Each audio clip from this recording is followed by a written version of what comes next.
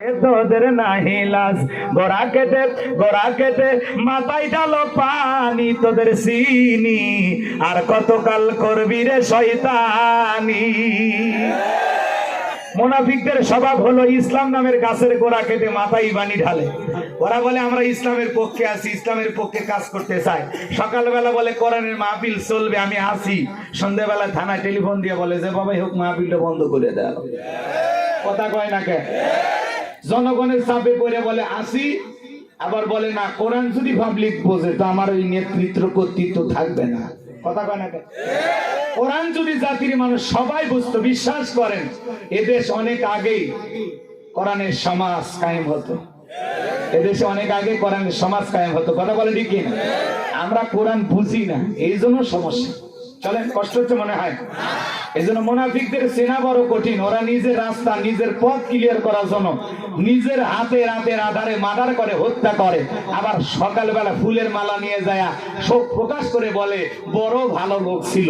তো ভালো লোক ছিল তো মারলি কেন শয়তান?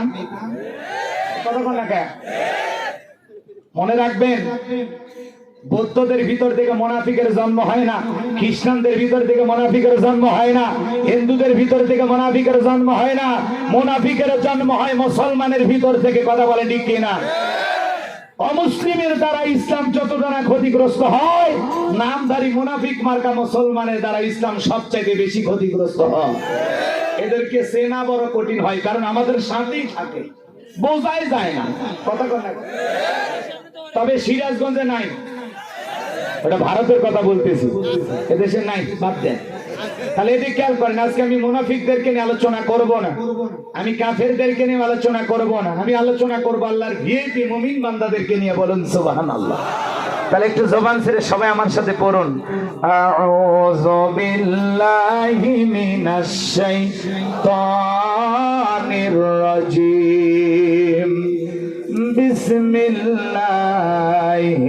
রাহমানির রাহিম।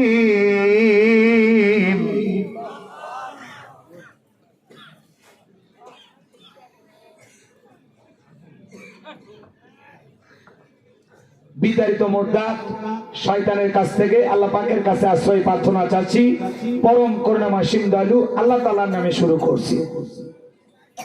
قد أفلح المؤمنون।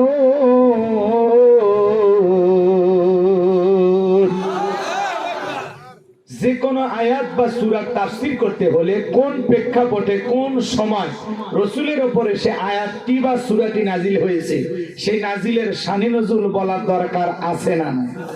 শানে নজুল আলোচনা যদি হয় তাহলে তাফসীর বুঝতে সহজ হয়। সুবহানাল্লাহ বলেন। তাহলে নবীজির উপরে কোন সময় সূরা আল মুমিনুন নাজিল হয়েছে, সেই নাজিলের প্রেক্ষাপট জানা দরকার আছে না নাই? শানে নজুল আলোচনা হওয়ার দরকার আছে না নাই? সংক্ষিপ্ত করে বলতেছি, শোনেন, এদিকে খেয়াল করেন আমার ভাইয়েরা। নবীজির প্রিয় সাহাবী হযরত ওমর ফারুক রাদিয়াল্লাহু তাআলা আনহু বলেন, আমি মৌমাছির বন আওয়াজ শুনলাম, ডানে তাকাই মৌমাছি নাই, বামে তাকাই মৌমাছি নাই। বিশ্ব নবীর চেহারা মোবারকের দিকে তাকায় দেখি আমার নবীজি ফিসফিস করে কি যেন তেলাওয়াত করতেছেন।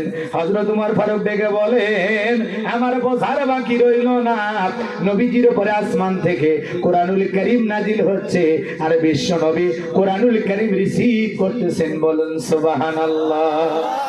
মৌমাছির বন বন আওয়াজ হইলে কোরআনুল কারীম নাজিল হয়।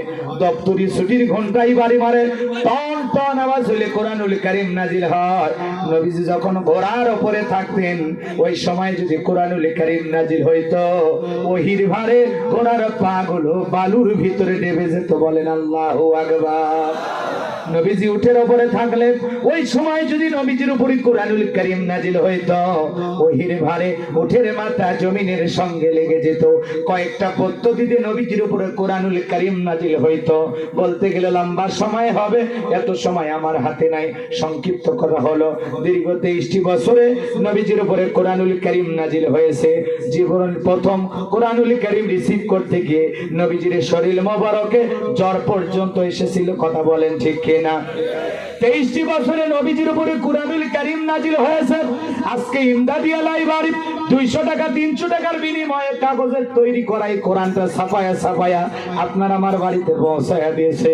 এই কোরআনের সম্মান কত, মর্যাদা কত, আজও কপাল করা মুসলমান আমরা বুঝলাম না।